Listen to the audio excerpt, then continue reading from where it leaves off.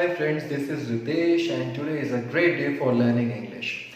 So as I promised you earlier कि tenses की बहुत इंपॉर्टेंट सीरीज स्टार्ट करने जा रहा हूँ आप लोगों के लिए, तो आज उसकी पहली वीडियो अपलोड होगी और आज जिस टॉपिक के बारे में बात कर रहे हैं वो है टेंस का tense number 1 that is present indefinite tense.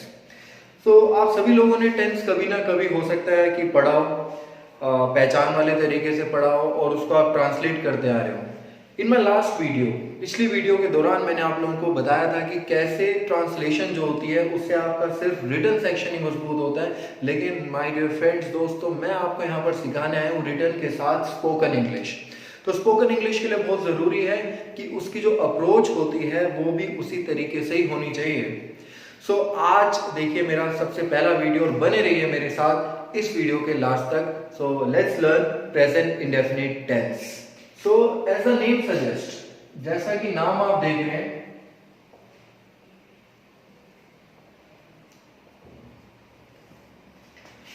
तो आप थोड़ा सा सरप्राइज हो रहे होंगे कि प्रेजेंट के बाद इंडेफिनिट को मैंने राउंड ऑफ क्यों किया। तो इसके दो रीजंस हैं। Reason number 1, there is a silly error. मैंने अपने 10 साल के करियर में देखा है कि काफी स्टूडेंट्स सिली एरर कर देते हैं कि इंडेफिनिट के स्पेलिंग गलत लिखते हैं फ्रेंड्स। तो इंडेफिनिट यानी कि इंडिया में हमें एक आदत पड़ी होती है बचपन से कि जैसा हम बोलते हैं वैसा लिखने की, उसी तरीके से जो प्रोनाउंसिएशन होती है वैसे ही लिखने की कोशिश करते हैं, या जैसा लिखा होता है उसको वैसे ही पढ़ने की कोशिश करते हैं। तो इंडेफिनेट जैसे होता है तो NATE नहीं होता। सबसे पहले एक छोटा सा सिली एरर करेक्ट कर देता हूँ, NITE होता है।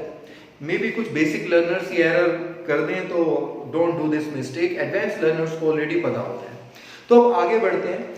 प्रेजेंट इंडेफिनिट का सबसे पहले मैं आपको समझाने जा रहा हूं यहाँ पर लॉजिक क्या है कि आप इसको अपनी लाइफ के साथ कैसे कनेक्ट करके देखते हैं और किस तरीके से इसका जो लॉजिक होता है आपकी कॉन्वर्सेशन के साथ जुड़ा हुआ होता है। तो प्रेजेंट इंडेफिनिट टेंस, सबसे पहला सवाल, where it is to be used. आप प्रेजेंट इंडेफिनिट का यूज लाइफ में कहाँ पे करते हैं? अब इसका जवाब सर्टनली ये तो नहीं होगा कि जो हिंदी की ट्रांसलेशन होती है ता है ते हैं ती हैं।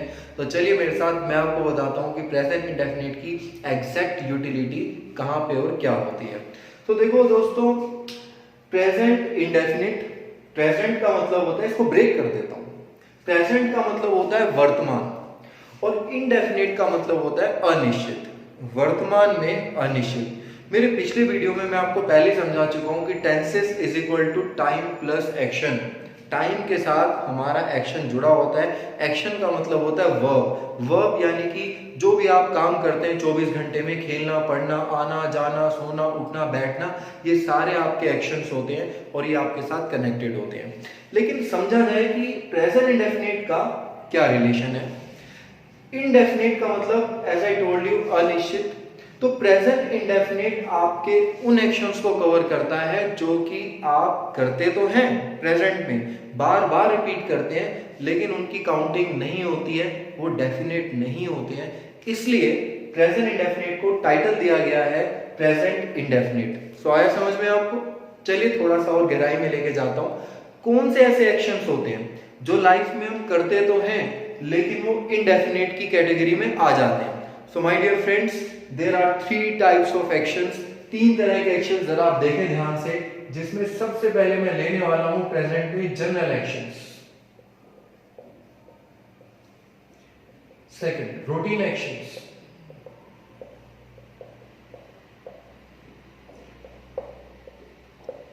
Habits of present. इन 3 बातों को समझना होगा।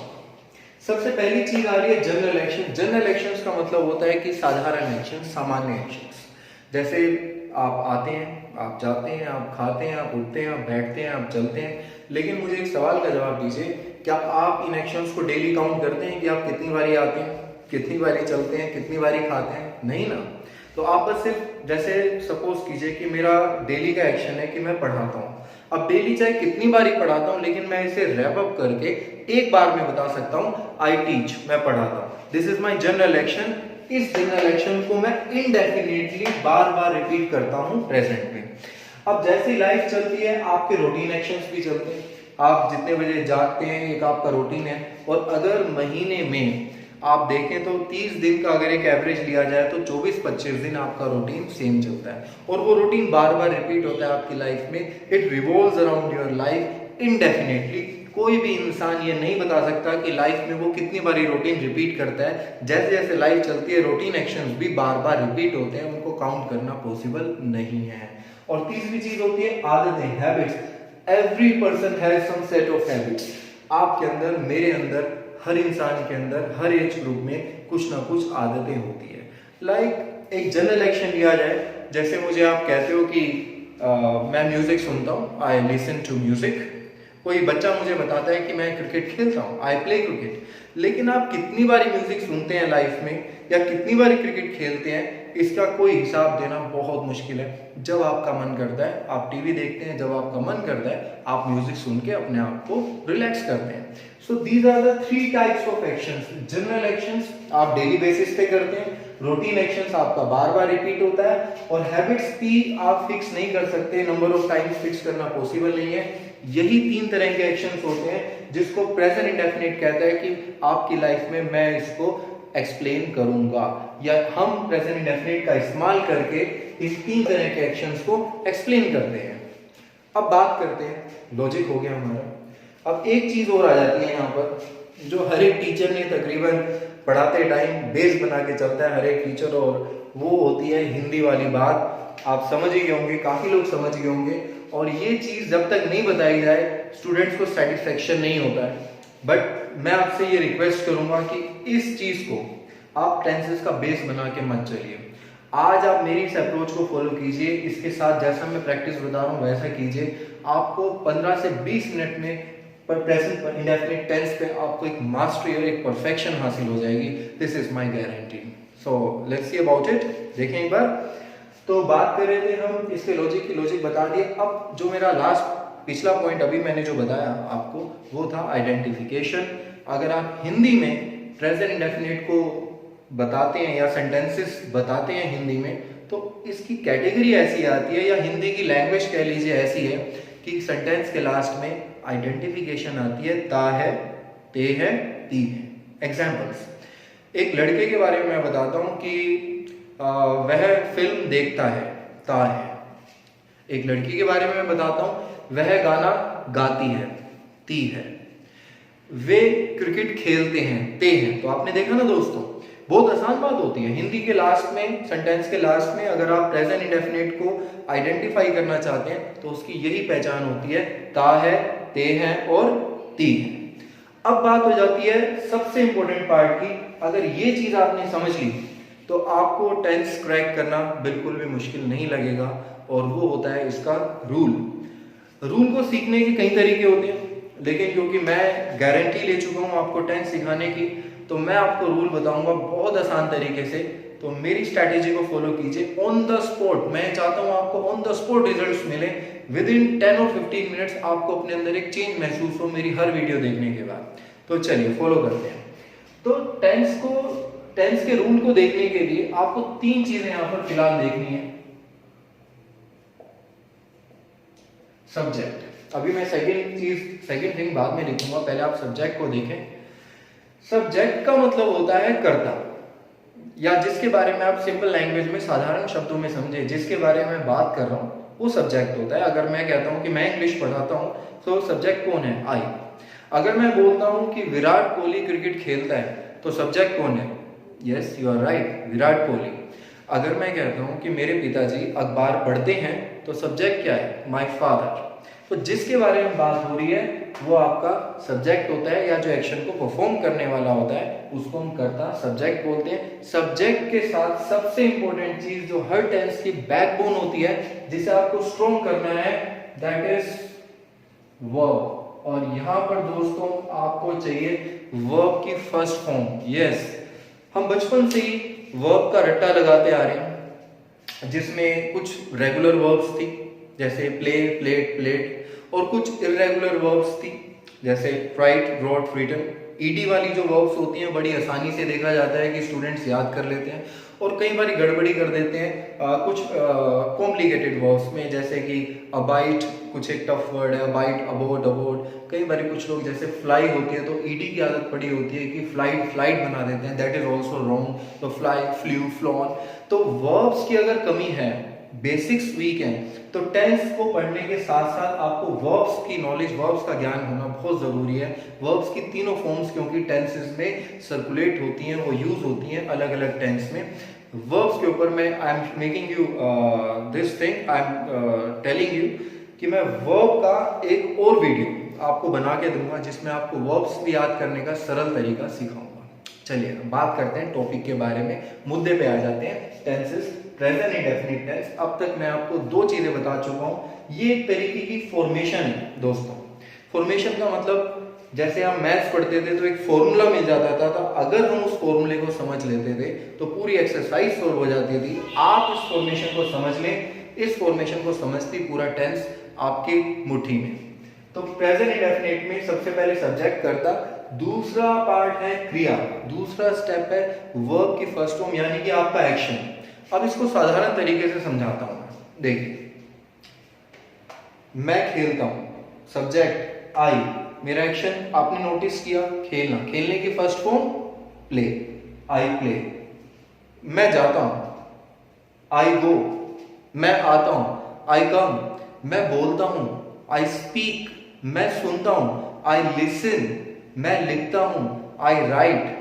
तो भी मैं बहुत सिंपल एग्जांपल लेके समझाने की कोशिश कर रहा हूं आपको, ताकि बेसिकली आपको ये दोनों कॉन्सेप्ट समझ में आ जाए, कर्ता और फिर क्रिया। अब तीसरी जो चीज है यहां पर फ्रेंड्स, वो भी देखने वाली है, और वो होता है ऑब्जेक्ट। कर्ता समझ गया जिसके बारे में बात हो रही है, क्रिया उसका एक्शन, और तीसरा कर्म जिस पे क्रिया होती है। फॉर एन एग्जाम्पल, अभी मैंने बोला I write, I write. What do I write? I write a letter, I write a story. I play, I play, I play. What do I play? क्या खेलता हूं मैं? गेम का नाम, I play football, I play cricket. कुछ भी हो सकता है ऑब्जेक्ट, डिपेंड करता है कि आपकी वर्ब क्या है। तो 1 2 3 subject, verb, first form of the verb and then object. अब मैं आपको बताने जा रहा हूं सबसे important part present indefinite tense में कि गलती कहां पर होती है, where most of the students they commit the mistake. और ये एक ऐसी गलती है प्रेजेंट इंडेफिनिट टेंस की, जो पुराने, जो अच्छे स्टूडेंट्स होते हैं, जो पढ़ चुके होते हैं, उनको नॉलेज होती है, लेकिन नॉलेज होने के बाद भी, जानने के बाद भी इस मिस्टेक को कई बार कमिट कर देते हैं और अनइंटेंशनली कमिट करते हैं। पता होता है लेकिन इम्प्लीमेंटेशन की जो मिस्टेक है। और दूसरी, उन लोगों के बारे में जो बेसिक लर्नर्स होते हैं, उनको कई बार बताया जाता है, लेकिन हो सकता है कि उनके माइंड से ये चीज स्लिप हो जाती है जब वो सेंटेंसेस को बोलते हैं या फिर जब सेंटेंसेस लिखते हैं। बट ये एक ऐसी मिस्टेक है जो कोई भी ऐसा पर्सन जिसकी इंग्लिश अच्छी है या इंटरव्यू के लिए आप जा रहे हैं, ही कैन और he she can spot you out very easily. तो ये गलती क्या है, मैं बार बार इसको अलग अलग तरीके से इसलिए बता रहा हूं ताकि इस वीडियो के बाद आपकी ये गलती कभी भी ना हो। तो ये रूल क्या है देखें एक बार। देखिए, मैं अभी सब्जेक्ट के बारे में बात कर रहा था। मैं यहां पर सब्जेक्ट को दो हिस्सों में डिवाइड करता हूं, लेफ्ट साइड, राइट साइड। अब लेफ्ट साइड की बात कर लेते हैं जरा। लेफ्ट साइड में सब्जेक्ट चलेंगे मेरे he, she, it, any name and third person singular.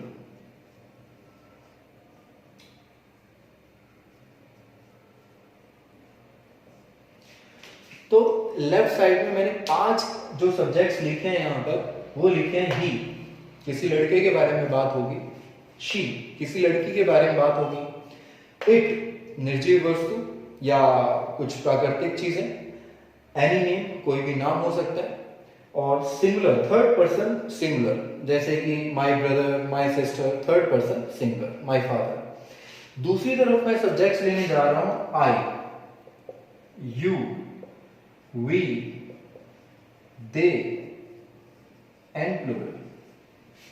इससे आसान तरीका मैं आपको बता ही नहीं सकता, और ये एक ऐसा तरीका है कि जिसे पढ़ के बेसिक स्टूडेंट जो कि शुरुआती दौर में टेंस को सीख रहा है वो भी सीख जाएगा अच्छे से, और एक जो एडवांस स्टूडेंट है उसको भी 4 चीजें नई सीखने को मिलेंगी, और वो अपनी अगर इस गलती को हो सकता है कि 10 में से एक आध बार कमिट कर रहा हो, तो आज वो बिल्कुल फुल प्रूफ तरीके से इस टेंस को इम्प्लीमेंट कर पाएगा। तो देखिए आ जाते हैं लेफ्ट और राइट, और इससे आसान भी बनाना चाहते हैं आप तो देखिए हमारे 2 हाथ होते हैं, एक लेफ्ट और एक राइट। ये लेफ्ट कैटेगरी है, राइट कैटेगरी है। लेफ्ट में he, she, it, any name, third person singular. Right side में आ रहे हैं आपके I, you with a plural. अब करना क्या है आपको, वर्ब्स को जब हम इनके साथ यूज करेंगे, और मैं अगर एक लड़के के बारे में एक सिंपल एग्जांपल दूं कि वह खेलता है, तो ये वाली जो कैटेगरी है लेफ्ट वाली, इसके साथ जब भी फर्स्ट फॉर्म यूज करूंगा मैं यहां से फर्स्ट फॉर्म, एक एक्सेप्शनल रूल जुड़ जाता है कि फर्स्ट फॉर्म के साथ या तो एस या फिर ईएस कंपल्सरी है। मैं फिर से रिपीट कर रहा हूं, अगर आपका सब्जेक्ट मेरी लेफ्ट कैटेगरी में से आ रहा है जिसमें he, she, it, any name, third person singular है, तो दोस्तों माय डियर फ्रेंड्स याद रखिए आपको सिर्फ फर्स्ट फॉर्म यूज नहीं करनी है, फर्स्ट फॉर्म के साथ एस और ईएस ऐड होगा। एस कहां पर, ईएस कहां पर, ये भी क्वेश्चन होता है, इसको भी देखेंगे। तो ही, वह खेलता है, तो ही प्ले, ये गलत है, प्ले के साथ यूज होगा S, he plays, right. She, अब बात कर लेते हैं यहां पर शी के बारे में, एक लड़की के बारे में बात कर रहे हैं। She sings, so he plays, play के साथ एस का यूज। शी सिंग्स, सिंग के साथ एस का यूज। बारिश होती है, इट रेन्स, बारिश होती है, इट रेन्स। एक नाम का इस्तेमाल करते हैं, किसी लड़के के नाम का इस्तेमाल करते हैं और हम बोलते हैं कि राज जाता है, तो राज, अब आप गो के साथ, मुझे पता है एस तो लगाएंगे, गो के साथ हमेशा क्या यूज होता है, ईएस। अब यहाँ पर खेल समझने लायक है, क्योंकि काफी लोगों को रेक्टिफिकेशन की तरह याद होता है कि गो बिकम्स गोस। उनको लॉजिक नहीं पता होगा कि गो के साथ ईएस क्यों लग रहा है। अगर ईएस वैसे ही हम लगाते हैं तो ईएस हमने यहाँ क्यों नहीं लगाया, प्लेस क्यों नहीं बनाया, सिंगिस क्यों नहीं बनाया, लेकिन हमने गो को क्या बनाया, गोस। तो इसका आंसर मैं आपको देता हूं आज। गो का आखिरी अल्फाबेट देखिए ओ, और जहां पर आखिरी अल्फाबेट, ध्यान से सुनिएगा, आखिरी अल्फाबेट अगर वावल में से आ जाता है, वावल्स की साउंड में से आ जाता है, जो ओ आप देख रहे हैं वावल्स की साउंड में से आ रहा है, ए ई आई ओ यू वावल्स होते हैं, हम सब जानते हैं। तो लास्ट अल्फाबेट यहाँ पर वावल्स की साउंड दे रहा है, इसलिए हम यहाँ पर गो को क्या बनाएंगे, गोस बनाएंगे। अगर लास्ट कैरेक्टर वावल आ जाए तो ईएस लगा दीजिएगा। इसके अलावा कुछ ऐसी वर्ब्स होती हैं, चुनिंदा वर्ब्स, जिनके लास्ट में CHP आता है, SH आता है, डबल S आता है, उनके साथ भी ES लगेगा। एग्जाम्पल्स जैसे CH, टीच, ही टीचेस, देखेंगे आप टीच के साथ ES आ गया। She washes, WSH, she washes, right. My brother really Mrs me, MISSES। तो यहाँ पर कई जगह पे ES का यूज करना पड़ सकता है आपको। और सिंगुलर, थर्ड पर्सन सिंगुलर का अगर आप एग्जाम्पल लेंगे यहाँ पर, तो मैं ले लेता हूं, माई ब्रदर रीड्स, तो रीड क्या बन गया यहाँ पर, रीड्स बन गया, एस का इस्तेमाल हमें यहाँ पर करना पड़ेगा। अब सिमिलरली मैं यही वर्ब्स इन सब्जेक्ट्स के साथ यूज करना चाहता हूं, दोनों में क्या कंपेयर होगा, कैसे कंट्रास्ट होंगे दोनों, आप ये देखिएगा। ये देखने वाली बात है कि अगर मैं बोलता हूं कि मैं खेलता हूं, सो आई प्ले। मैं बोलता हूं कि आप गाते हो, यू सिंग। मैं कहता हूं यहां पर कि हम जाते हैं, वी गो। मैं कहता हूं कि वे सीखते हैं, दे लर्न। प्लूरल में एक से ज्यादा की अगर मैं बात करूं, मान लो किसी के 2 भाई हैं और उन्होंने बोला माई ब्रदर्स रीड, पढ़ना।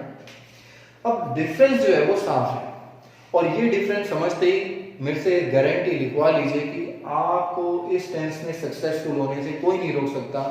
और ये डिफरेंस अब आपके बिल्कुल सामने है, और बड़े ध्यान से आप इसको देख लीजिए। मैंने क्या बनाया था, 1 मिनट में रिव्यू करता हूं कि अगर आपके subjects he, she, it, any name या थर्ड पर्सन सिंगुलर में से होंगे, तो आप जब भी फर्स्ट फॉर्म लगाएंगे उसके साथ एस और एस आपको लगाना पड़ेगा। आपको और ज्यादा क्लैरिटी दिखाने के लिए मैं इनको राउंड ऑफ करता जा रहा हूं, ताकि आज के बाद आपके मिस्टेक कभी भी हो ही ना।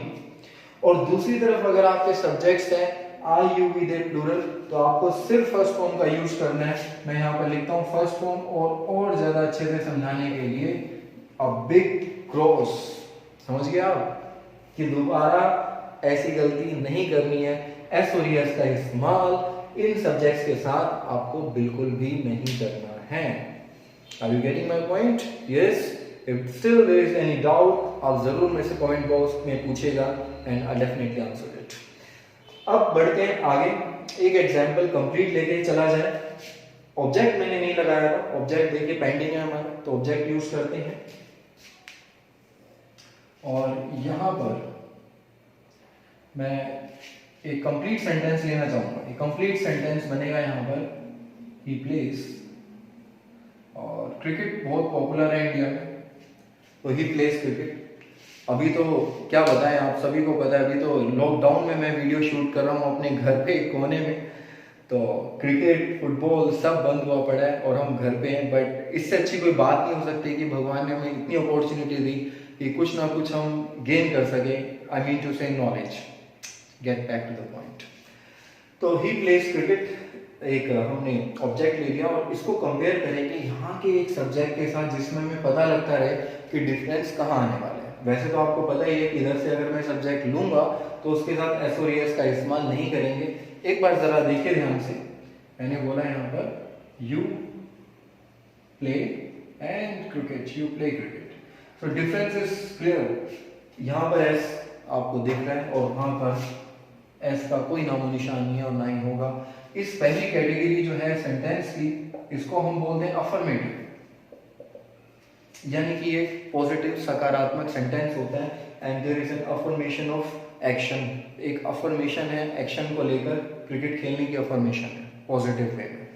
अब मैं अगर चाहूं तो इसको कन्वर्ट कर सकता हूं इंटेरोगेटिव में, और इंटेरोगेटिव का मतलब होता है ये साइन जिसे आप देख के समझ गए होंगे कि इंटेरोगेटिव यानी कि क्वेश्चन पूछा जा रहा है यहाँ से कि क्या वह क्रिकेट खेलता है, क्या तुम क्रिकेट खेलते हो। आप पूछते हैं ना सामने वाले से कोई ना कोई क्वेश्चन कि क्या तुम ऐसा करते हो, तो ऐसे मैं पूछ रहा हूँ कि क्या वो क्रिकेट खेलता है और क्या तुम क्रिकेट खेलते हो। अब बात करते हैं वापस से इन सब्जेक्ट्स की, और दोबारा से कनेक्शन है एस और एस वाला। उन्हीं सब्जेक्ट्स को कैच कीजिए जिनके साथ एस और एस लगाना सीखा था। I would repeat it again, he, she, it, any name, third person singular. वैसे तो क्या होता है कि अगर टेंस की फॉर्मेशन में हेल्पिंग वर्ब दिया हो तो हेल्पिंग वर्ब हम आगे ले आते हैं, इट बिकम्स इंटेरोगेटिव। लेकिन since there is no helping verb तो है ही नहीं यहाँ पर। तीन चीजें हैं, सब्जेक्ट है, मेन वर्ब है और ऑब्जेक्ट है। तो यहाँ पर एक एडजस्टमेंट होती है कि इन सब्जेक्ट्स के साथ जिनके साथ एस और एस लगाना सीखा है उनसे पहले आपको यूज करना होगा डज। जी हाँ, और उन सब्जेक्ट्स जिनके साथ एस और एस नहीं लगाया है, आई यू विद प्लूरल, उनसे पहले यूज करेंगे हम डू। लेकिन एक यहाँ पर ट्विस्ट और आता है, ये छोटी सी मिस्टेक कई बार स्टूडेंट्स की हो जाती है। अगर आप इसको और मिनिमाइज कर लें, you will become, I am telling you, master of this tense. तो क्या है कि अगर हम डज लगाते हैं यहाँ पर, ऑब्वियस है कि ही से पहले मैं डज यूज करने वाला हूँ, क्वेश्चन बनाऊंगा, तो देखिए क्या है, एक छोटा सा एक चेंज, एक बदलाव क्या आएगा। डज ही प्लेज नहीं होगा, does he play, does he play, यानी कि एस एलिमिनेट हो गया। आप कुछ भी कह सकते हैं, चाहे इसका इफेक्ट यहां आ चुका है तो दो बार इफेक्ट नहीं होगा एस और एस का। So does he play cricket, क्या वह क्रिकेट खेलता है। अब यहां पर कोई टेंशन नहीं है, यहां पर हमें सब सब्जेक्ट से पहले आई विद प्लूरल से पहले सिर्फ और सिर्फ डू का यूज करना है दोस्तों। तो डू लगा दीजिए,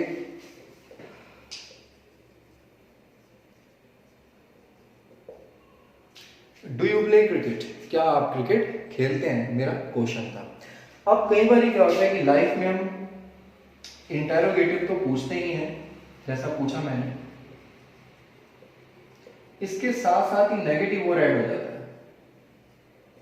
यानी कि क्वेश्चन पूछना नहीं के ढंग से पूछना। कैसे पूछेंगे नहीं के ढंग से, जरा देखा जाए। क्या वह क्रिकेट नहीं खेलता है, क्या तुम क्रिकेट नहीं खेलते। कई बार हम पूछते हैं, जैसे हम कहते हैं कि क्या तुम खाना नहीं बनाते हो, क्या तुम अपने फ्रेंड्स की मदद नहीं करते हो, क्या तुम सुबह जल्दी नहीं उठते हो। तो इस तरह के जो क्वेश्चंस होते हैं वो इंटेरोगेटिव के साथ कैरी करते हैं नेगेशन। और नेगेशन का मतलब होता है कि आप क्वेश्चन में एक छोटा सा चेंज ले आए जिसमें इसका इफेक्ट डाला जा सके। और कैसे इफेक्ट डाला जा सकता है वो जरा ध्यान से देखें आप। इंटेरोगेटिव है हमारे पास, नेगेशन का इफेक्ट, नेगेटिव का इम्पैक्ट नोट में आएगा, और जो नोट है उसे आपको लगाना है आफ्टर सब्जेक्ट, यानी सब्जेक्ट के बाद। कहां पे? इंटेरोगेटिव में। ये सब्जेक्ट है आपका, ये सब्जेक्ट है आपका, यस, हियर इट इज।